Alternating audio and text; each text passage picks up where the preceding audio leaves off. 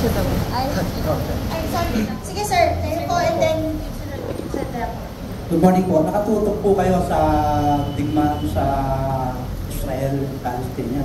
Meron po ba tayong plano na pasukin naman kung ano nalagay ng mga OFWs na nahihiwan pa, na nandun pa at naipit sa gera? Thank you.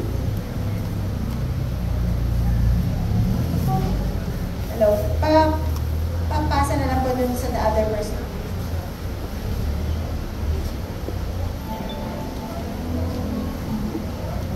Magandang araw po. Ako si Mix mula sa Citizen Ateneo. At ang tanong po sa habag ay I think na-mention ito nung tinatawag ng Spark na ang mga miyembro ng ating kapulisan at sa Tatang Lakas ay mayroong material at diretsyong suporta mula sa Israeli Defense Force at iba't iba pang mga kakuntsaba nito mula sa buong mundo tulad ng Amerika at iba pang mga bansang Europeo. Pati na rin, sinusuportahan kadalasan ng Diplomatic Corps ng Pilipinas ang interes ng mga bansang United States, nasa Europe, etc. Kaya ang tanong namin para sa koalisyon ay ano ang maaaring susunod na hakbang ng koalisyon upang tugunan yung issue ng pangungonsinte kumbaga ng Pilipinas sa mga puwersa ng Estados Unidos, ng Israel, sa larangan ng militar, sa larangan ng pulis at sa larangan ng diplomasya. Dahil mahalaga yung mobilisasyon, pero kung hindi natin ito matutugunan sa susunod na hakbang, tiyak na magpapatuloy pa rin yung impunity na nagaganap sa Israel sa panahon ito. I would, sagutin ko lang po, siguro pagdubanggit nung nagtanong sa atin dito.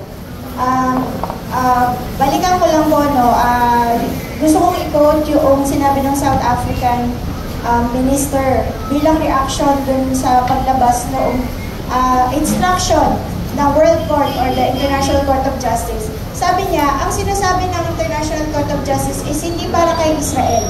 Actually, para sa mga powerful friends ni Israel. Nasabihan si Israel na, uy, hinay-hinay naman. Uy, sumunod naman tayo kasi may pamantayan. Kumbaga, umangat na po ang naratibo nating sangkatauhan, nakaisip na po tayo na meron na tayong mga standards, international standards. Ang nangyayari po, nilalabag. May mga lumalabag kasi kaya nilang lumabag. So, ang challenge ngayon is exactly, are we going to let as humans, yung impunity na to continue? Kasi po, ang panawagan po na ceasefire now will also benefit po yung ating mga kababayan who cannot get out. Hindi ho sila pinalalabas na. If ever na meron pang natira doon, hindi pa sila na-rescue. Kung naaalala nyo po, may kinupok na 40 families sa UP before, towards the end, last quarter po ng last year. Ang iskwento po nun, at nalathala po yun, kinikwento nila, hindi, gusto silang paghiwalayin ang posisyon ng ating embassy. Iwanan mo na yung asawa mong Palestine. Dali mo na yung mga anak mo na umuwi ng Pinas. Pero ibig sabihin, ba't naman ganon? Hindi i-push na family sila, why not get them out if there is a possibility to get them out? Ang point po natin dito, pwedeng pumosisyon, yun nga hindi niya necessary kailangan mag-support whatever. We just need to say, we are concerned sa ating mga OFWs, pwede ba i-ensure, anong ginagawa ni Israel to ensure na makakakuha ng aid o makakalabas or kung ano man. At this point in time, wala pong assurance. Meron po tayong assurance ng violence, assurance ng invasion. Yun po ang assurance na pinalalabas nila. Kaya nga po, takot na takot yung mga tao because saan sila matatakbuhin? Matatakbuhin ba sila sa disyerto ng Sinai? Sa Egypt? Hindi nga sila pinapapasok ng Egypt dahil ayaw ng Egypt na madamay, precisely. Pero at the same time, Israel ang lakas ng loob ng bombay ng ibang bahagi ng Middle East. Kasi sinasabi niya, may mga grupo sumusuporta sa Hamas. So ano actually nangyayari? Nagiging malaki yung sunog. Diba? Lumalaki yung sunog, hindi nako-contain.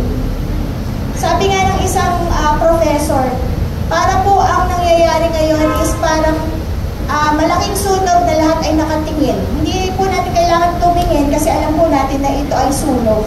Kailangan po natin magtulong-tulong para maapon na po yung apoy.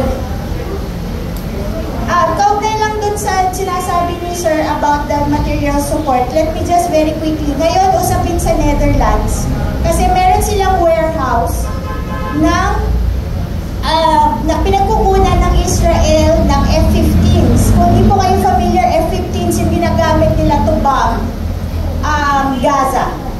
Ang position pinupush ng mga civil society organizations sa Netherlands, huwag nyo i-release yung parts kasi alam nyo it will be used for acts of genocide. It will be used to bomb mostly civilians. Diba? Hindi pwede kasing itago na mas malaki yung civilian casualties kesa sa sinasabi nilang kaaway. Pag-usapin po kasi ng, yung usapin, siguro yung mga lawyers dito can discuss that more, yung usapin ng proportionality at saka distinction. Ibig sabihin, alam mo kung sino yung combatant, alam mo yung hindi. Alam mo kung yung ang action mo is sobra sa merited. Ibig sabihin, kumbaga, hindi ka, kung may anay yung bahay mo, hindi mo sasabihin, i-divide natin yung buong bahay, may anay. Diba? Mag-aalap ka ng solusyon sa anay. Kaso, ang ginagawa, pinupulbos yung buong Gaza. Para saan? Para hawakan yung lupa. Hawakan yung resources. At alam natin yun dahil 85% na halos ng infrastructures nila. Kaya nga ang tanong ng mga tao, which are in Rafah, saan sila tatakbo? Saan pa? Pag binomba yung Rafah, saan na sila pupunta? So parang, kaya even the United States is cautioning, hinahinay parts, over the top ka na. Yun yung pinaka-last statement ng US, over the top na yan. Diba? Pero syempre, kasabay nagbigay siya ng pera, pero the point being, he's saying it. He will not say it kung walang pressure, and I think the pressure is working. Yun po yung sense namin. The pressure is working, so we need to stop kasi alam nyo po, kapag nagpatuloy yan, wala na kong susunod sa international standards. Because they know they can get away with it. That's it. So, paano na po tayo? Saan na po tayo pukulungin? Good morning po. Ma'am, point of clarification lang. Kanina po kasi si Attorney Pedrosa, nabanggit niya yung ICJ. Alam naman po natin ang ICJ ay bansa sa bansa yung pagka may problema or conflict na o cases na katulad nito. Very obvious po na ang Israel ay nag-commit ng genocide. No? One of the four gravest concerns ng ICJ o ng ICC per se. Gusto ko lang po malaman, may idea po ba kayo bakit ba parang walang nangyayari, should we say? Kasi parang ang tapang pa rin nila at tuloy-tuloy pa rin yung pagpatay nila sa Palestine. Wala ba talaga silang kinatatakutan? At ito bang mga nangyayari sa Palestine, will it be possible na mangyari din sa ating bansa sooner or later? Salamat sa tanong. Yung question kasi, bakit ang pinamit kanya ng isang kasama sa panel natin? Nagpapatuloy yung impunity. No? Parang walang pananagutan, walang kinatatakutan. Ito precisely ang gusto natin ipatinig, yung Stop the War Coalition Philippines. Kasi andyan yung Amerika. Yung Amerika na patuloy na nagbibigay ng suporta sa Israel, yung Amerika na patuloy na binibito yung mga resolution kahit ng Security Council pag ang usapin ay Israel, yung Amerika na siyang humahawa ng daan para magpatuloy yung mga nangyayaring acts of genocide sa Gaza, ang pinakamalaking sagka at dahilan bakit hindi napapanagot. No? Pero may magandang naidulot kung meron man tayong kakatasin ng napakahalagang araw sa iba't ibang kilusan na ilunsad na at pagkilos ng iba't ibang kilusan sa buong daigdig, ay tila paraya ang Israel ngayon. No? Isolated siya. to the point na may mga military deals sa iba't ibang mga bansa na ina-atras unti-unti in keeping dun sa ICJ ruling.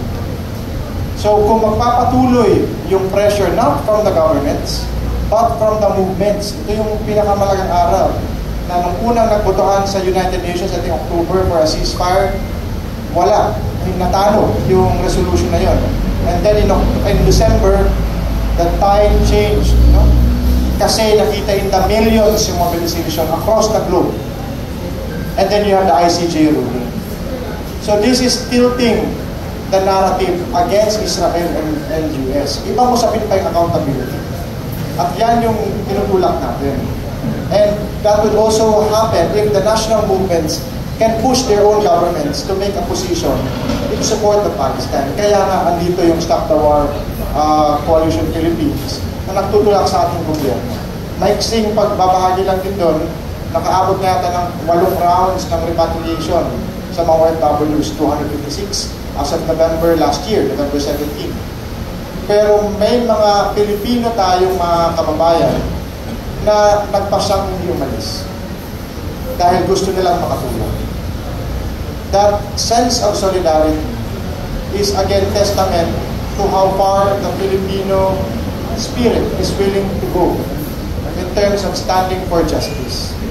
And this should be no different in calling out our government and in calling out US and Israel. Hindi sasapat yung acts of charity. Kailangan may panagutin. Kailangan may mapanagot. And this is one of the 4 responsibilities under the 1948 Genocide Convention, to punish genocide. Attorney, follow-up lang, clarification lang dito. Kasi, I don't know kung ano, kasi sa ICC, kapag hindi ka member state, so walang jurisdiction sa'yo ang ICC. Sa ICJ ba, ganon? Kaya ba ganon yung reaksyon ng US na binabaliwala to o ng Israel? They are not state members of ICJ. Correct me if I'm wrong. Israel is in fact a member, a state signatory to the Genocide Convention. Kaya wala siyang takas dito sa South Africa versus Israel. Israel and US are not state signatories to the ICC, the International Criminal Court. They are not a signatory to the Rome Statute. Pero tulad nga ng sinabi mo, yung ICC kasi prosecution of individuals. Individual, yes. Criminal yan, yung nature. At pag nag-issue yan, tulad ng inaabangan natin lahat ngayon, yung warrant of arrest kay Duterte et al., ipapatupad yan saan man sila mapadpad ng mga bansang signatory ng ICC. This is not the case sa ICJ because it involves disputes between states. At ang kagandahan sa ICJ ruling dun sa provisional measures ng January 26, may liwanag bakit may jurisdiction ng ICJ. Tila baga sa isang mangyayaring hindi naman South Africa apektado. Pinaalala lang na lahat ng state parties sa Genocide Convention, 1940 Genocide Convention, follows the principle of erga omnes partes. Ibig sabihin, they owe their obligation as a state party to all the state parties. Kahit hindi apektado ang South Africa sa genocide din sa Gaza because they are a state party, they have an obligation to ensure the compliance and the performance of the obligations under the Genocide Convention. Ulitin ko lang, attorney, ang US member state ng ICJ? Hindi. Yung US at Israel, hindi sila signatory ng Rome Statute, pero ang Israel signatory ng Genocide Convention. Ano po kay Atty. Suarez? Ma'am, di ba meron po arrest warrant kay Russian President Vladimir Putin? Sakali po bang pumunta siya din sa mga bansa na signatory din sa Rome Statute saka din sa ICC? Pwede siya arrest pa rin? Dapat, kasi ang ICC against individuals, no? Pero ang magpapatupad noon ay yung ICC patutupad yon through dun sa may sa bansa na yon. Kaya din isabihin magiging obligasyon ng Russia ng mga prosecutors doon, no, ng mga lawyers, mga judges doon na i-execute yon. hindi lang din yung Russia, pati yung mga iba pang signatories o member states ng ICC.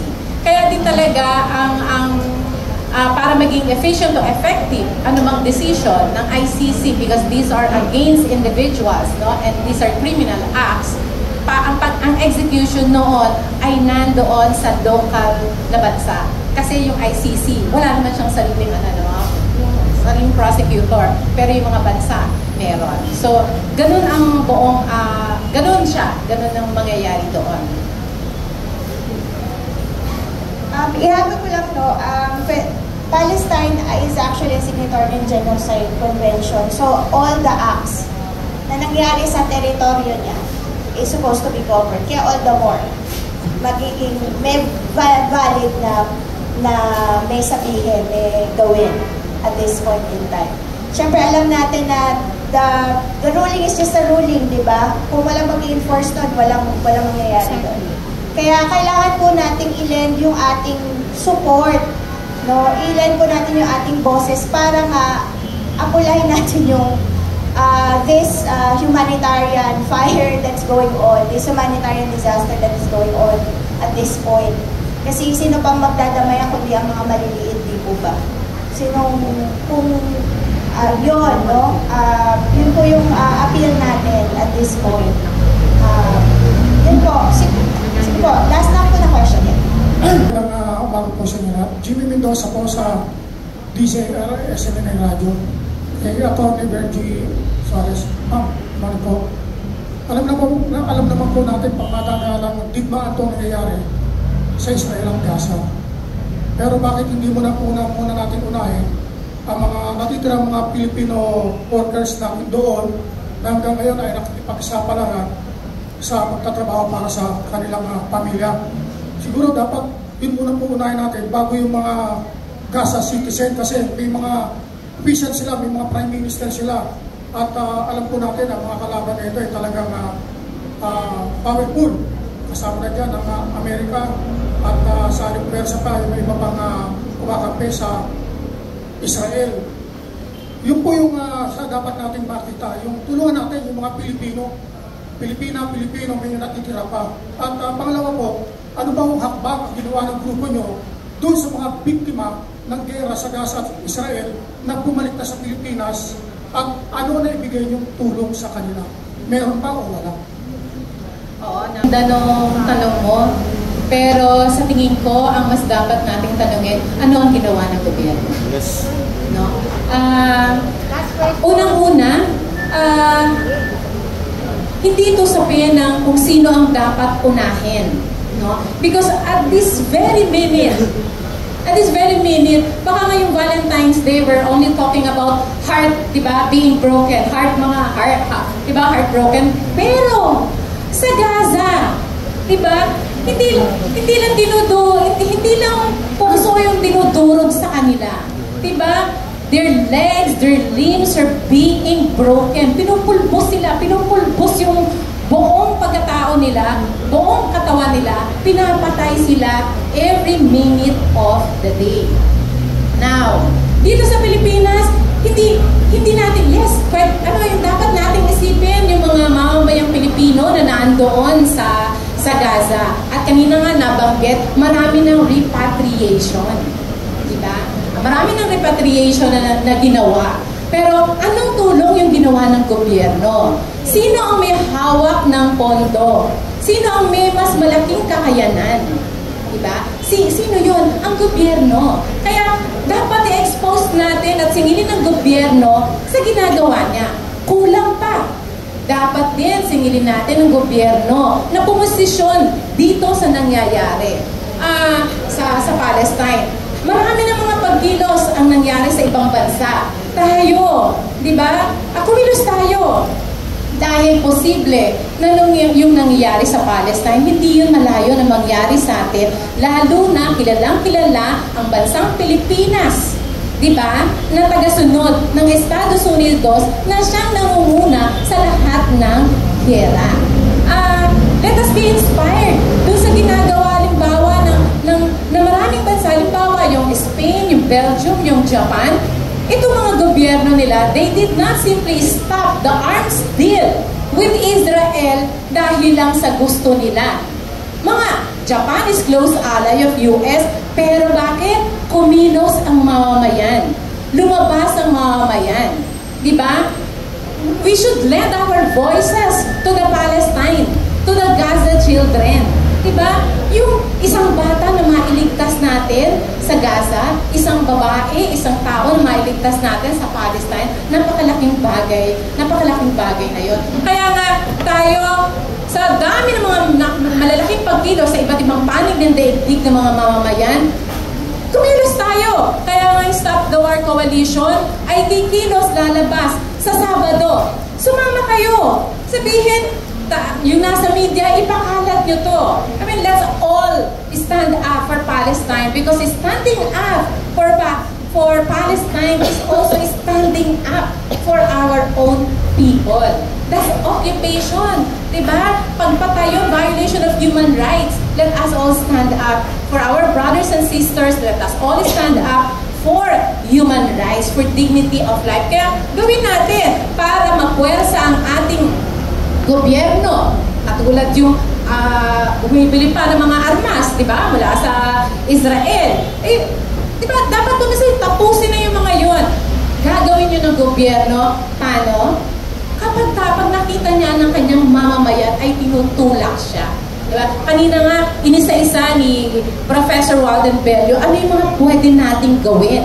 Ang nandoon kahit na yung sa decision ng ICJ, ano yung po pwedeng gawin ng mga mamamayan? Ano yung po pwedeng gawin ng mga bansa para i-isolate, para pilitin, di ba, mapuwersa ang Israel? Kasi ang isa lang ang pinangahawakan ng Israel, US. Di ba? Ang sabi niya, for as long as US is with us, wala akong pakialam sa inyo.